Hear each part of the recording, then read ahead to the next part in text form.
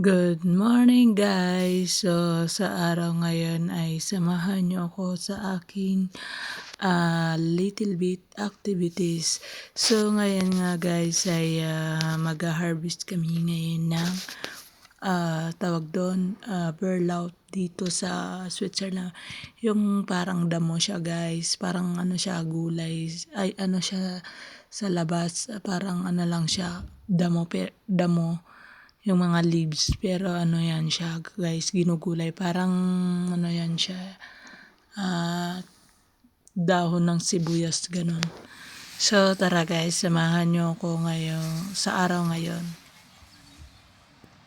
At dito na nga kami guys sa labas at huminto muna ako para mag-picture dahil dito sa Switzerland ay spring na. So ayan guys, nakikita nyo yung flowers dito sa Switzerland. Ayan, di ba ang ganda? Pero guys, dito sa Switzerland marami dito tuwing spring, maraming iba't ibang flowers. Baka sa next week guys, bibidyoan ko yan para makita nyo. So yan guys, tinan nyo ang yung animal na yan ay pangalan yan dito is llama. Di ba ang cute? So ayan na nga guys, nandito na nga kami para mag-harvest ng burlap. Ito pala yan siya guys. Yan yung burlap nila dito. Ayan, nag-harvest kami dyan. At guys, for lang yan dyan.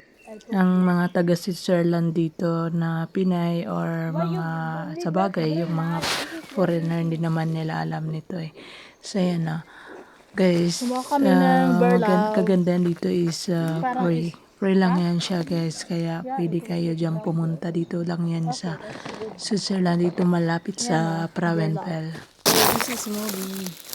Hello guys, harvest tayo ng burlap dito sa Switzerland. So ito yung favorite ko na para siyang spinach. Parang addictive siya guys, doon sa summer. Eh, gusto ko, mahilig pa naman ako sa vegetable. Ayan. Sibuyas siya guys, yung ano niya, amoy. Para alam niyo, pag masarap to sa luto na ano, sabaw, sinabaw na lagi sa noodles. Gusto ko sana magdala to sa Pilipinas kasi baka masarap.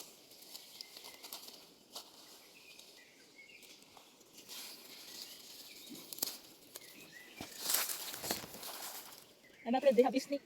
No, nee. Maar het weet niet waar het nog was. Hey, Evan.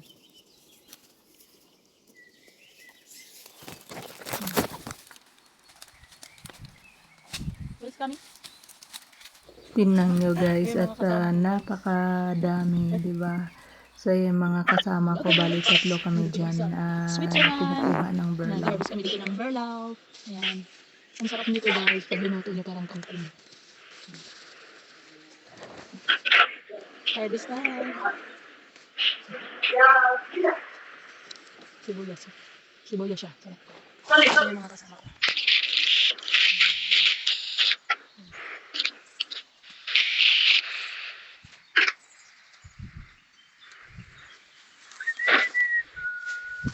So, harvest.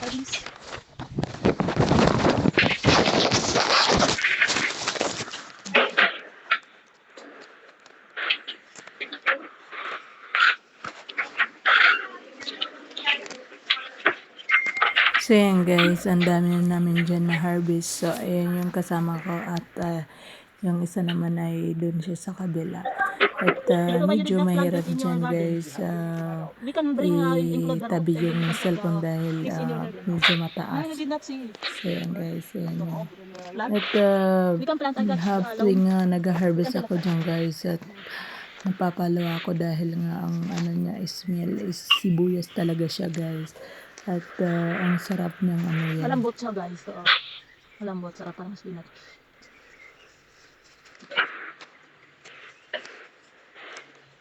Wala, hindi ka masarap. Ang hadis, hindi ka masarap.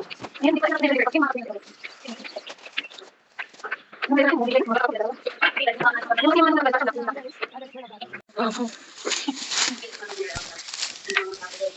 At ito na nga, ayan, dami ko nang nakuha isa sa kanila. Sabi ko sa kasama ko, mas marami pang nakuha ko kaysa sa inyo.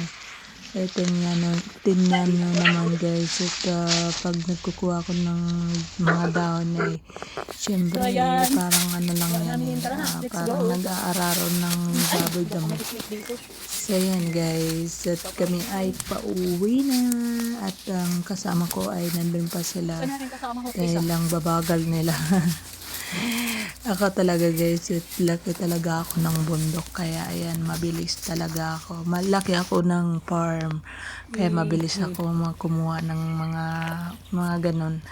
So yan na guys, tingnan nyo ang aking shoes at napaka-dirty. At yun ang mga kasama ko. At habang ay nag-aantay, at sabi ko dito muna ako dahil ayun ang kasama ko ay napakabagal nga. Nakita nyo guys. At pauwi na nga kami ngayon guys.